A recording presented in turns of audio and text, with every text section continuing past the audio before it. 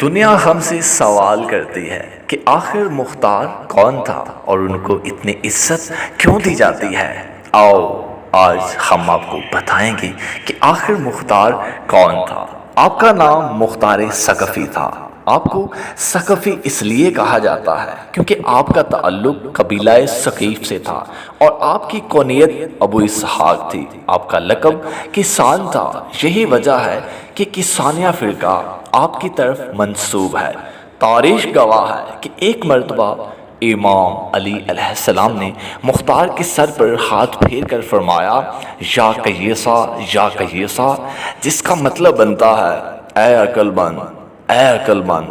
اور یہی وجہ ہے کہ مختار کا لقب کسان بن گیا جو امام علی علیہ السلام سے عطا ہوا ہے۔ مختار کے والد کا نام ابو عبیدہ ابن مسعود ثقفی تھا جو نہایت نیک اور صالح انسان تھے، جو مجوسیوں سے جنگ کرتے ہوئے شہید ہو گئے۔ مختار کی والدہ کا نام دوما تھا جو اسلام کی ایک اہم شخصیت اور عقل مند خواتین میں سے ایک تھی۔ آپ کا لقب دومۃ الحسنی بھی تھا۔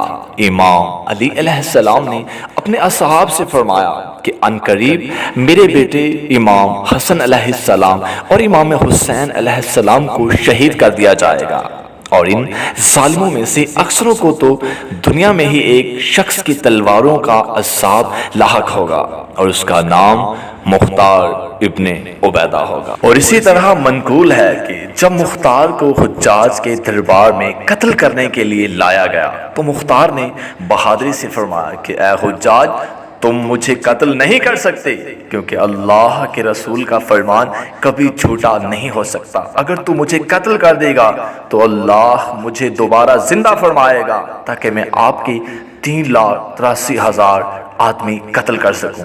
ایک مرتبہ امام علی علیہ السلام مختار کے چچا سعد بن مسعود ثقفی کی طرف متوجہ ہوئے اور فرمایا، تمہارا بھتیجا مختار میرے فرزند کی قاتلوں کو قتل کرے گا، دیکھو اس کی حفاظت سے غفلت نہ کرنا تاکہ وہ اس کارنامے کا مظاہرہ کر سکے۔ تاریخ گواہ ہے کہ جس وقت ابن زیاد اور عمر سعد کا سر امام سجاد علیہ السلام کے سامنے لایا گیا تو اس کو دیکھتے ہی آپ علیہ السلام سجدہ شکر میں گر پڑے اور یہ الفاظ آپ علیہ السلام کی زبان مبارک پر جاری ہوئے، الحمدللہ الذی ادرک لصارم اعدائی وجد المختار خیرا، شکر ہے اس خدا قادر کا جس نے میرے دشمنوں سے انتقام لیا، خدا مختار کو جزائے خیر عطا فرمائے۔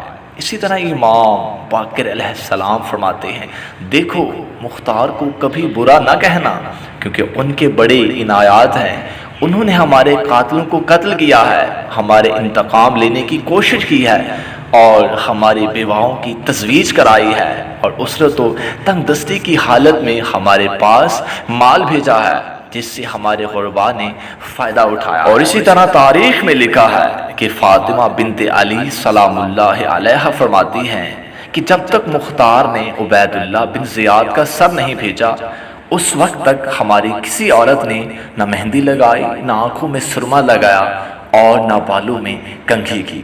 اسی طرح امام صادق علیہ السلام فرماتے ہیں، جب تک عبید اللہ بن زیاد قتل نہیں ہوا اس وقت تک خاندان بنی ہاشم کی کسی عورت نے نہ آنکھوں میں سرما لگایا اور نہ خضاب لگایا اور نہ ہی کسی ہاشمی کے گھر سے 5 سال تک دھواں اٹھتا دکھائی دیا۔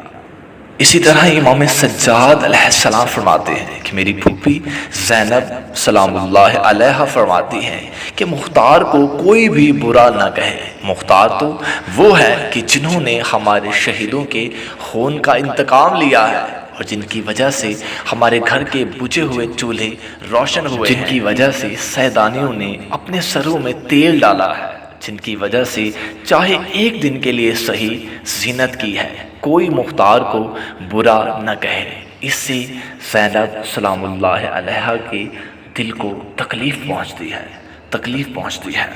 تاریخ نے لکھا ہے کہ آل محمد علیہ السلام کی مودت کا دم بھرنے والا بالآخر دشمنوں سے لڑتے لڑتے طولینوں کے اچانک تلوار کے حملے سے 67 سال کی عمر میں شہید ہو گیا۔ سلام ہے مختار پر، سلام ہے مختار پر۔